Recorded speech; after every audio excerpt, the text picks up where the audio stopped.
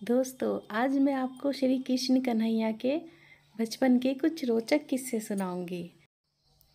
श्री कृष्ण का जन्म मथुरा के कारावास में रात्रि को हुआ था। कारावास से निकलकर उनके पिता रातों रात उन्हें गोकुल में नंदराय के यहाँ छोड़ आए थे। गोकुल और वृंदावन में उन्होंने अपना संपूर्ण बचपन गुजारा। इस दौरान उन्होंने कंस के द्वारा उन्हें मारने के लिए भेजे गए पूतना, कागासुर, श्रीधर, तांत्रिक, उत्कर्ष, बकासुर, अधासुर, तृणासुर आदि का अपनी माया से वध कर दिया था। गोकुल और वृंदावन रहते ही उन्होंने कई लीलाएं रची। माता यशोदा से जब गोपियों ने उनके मिट्टी खाने की शिकायत की तो यशोदा ने डांटते हुए मुंह खोलने के लिए कहा। तब कान्हा ने मुंह खोला तो यशोदा को मुंह में ब्रह्मांड नजर आने लगा। यह लीला देखकर वह भयभीत हो गई। बचपन में ही एक बार उनको उनकी माता यशोदा ने उन्हें ओखल से बांध दिया था। तब उन्होंने उनके जाने के बाद उस ओखल को खींचकर आंगन में लगे 2 वृक्षों को उखाड़ दिया था। उनमें से 2 देवता निकलकर बालकृष्ण को प्रणाम करके वे कहते हैं कि हम दोनों यक्ष कुबेर के पुत्र नंद कुबेर और मणिग्रीव, हम श्राप के कारण वृक्ष बन गए थे। आपकी कृपा से हमारा उद्धार हुआ। बचपन में कुछ ग्वालिन उन्हें माखन के लालच में खूब नचाती थी। कहती थी कि ग्वालिने अपने पिछले जन्म में बड़े बड़े सिद्ध और तपस्वी थे, जिन्होंने घोर तपस्या करके श्री हरि के साथ ममता का रिश्ता मांगा था।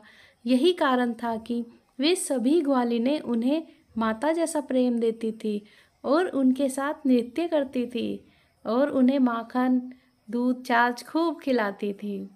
कहते हैं कि एक बार श्री कृष्ण ने एक फल बेचने वाली से उसके सारे फल ले लिए थे और बदले में मुट्ठी भर धान दे दिया था। फल वाली इससे ही संतुष्ट होकर चली गई थी, परंतु जब उसने घर जाकर अपनी पोटली में बंधे धान को खोला तो उसमें से हीरे मोती निकले थे। धनवा नाम का एक बंसी बेचने वाला श्री कृष्ण को बांसुरी देता है तो वे उस पर पहली बार मधुर धुन छोड़ते हैं, जिससे वह बंसी बेचने वाला मंत्रमुग्ध हो जाता है। उसी समय से श्री कृष्ण बांसुरी बजाने वाले बन जाते हैं। उनकी बांसुरी की धुन पर गोपियाँ और पूरा गोकुल बेसुध हो जाता था, इतनी मधुर तान बजाते। श्री कृष्ण के बचपन के कई मित्र थे, उनमें मनसुखा, मधुमंगल, श्रीदामा, सुदामा, उद्धव, सुबाहु, सुबल, भद्र, सुभद्र, मणिभद्र, भोज, तोकृष्ण, वरुथप, मधुकर्ण, विशाल, रसाल, मकरंद, सदानंद, चंद्रहास, बकुल, शारद, बुद्धि प्रकाश आदि। बचपन में ये सभी गोकुल और वृंदावन की गलियों में माखन चोरते और उधम मचाते थे।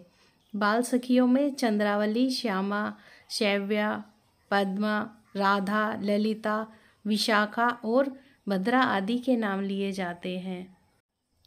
एक बार श्री कृष्ण की लीला से गेंद यमुना के कालिया देह नामक स्थान के अंदर पानी में डूब जाती है। तब वे गेंद लेने के लिए पानी में कूदते हैं तो एक व्यक्ति बताता है कि वहाँ मत जाओ, वहाँ कालिया नाग रहता है जो तुम्हें भस्म कर देगा। परंतु श्री कृष्ण नहीं मानते हैं और वह नदी में कूद जाते हैं और भीतर कालिया नाग का दमन करके उसे यमुना जी के रास्ते समुद्र के मध्य रमनक द्वीप पे जाने का आदेश देकर अपनी गेंद वापस ले लेते हैं। इस तरह श्री कृष्ण अपने बचपन में कई तरह की लीलाएं करते हैं। अंत में मथुरा में जाने से पूर्व श्री कृष्ण राधा और उनकी सखियों संग अंतिम महाराज करते हैं। इस महाराज की चर्चा पुराणों के अलावा भक्ति काल के कई कवियों ने की है। मथुरा जाने के बाद वे पहले कुब्जा का उद्धार करते हैं, फिर शिव का धनुष तोड़ते हैं और अंत में कंस का वध करते हैं। बाद में वे संदीपनी ऋषि के आश्रम में पढ़ने के लिए चले जाते हैं।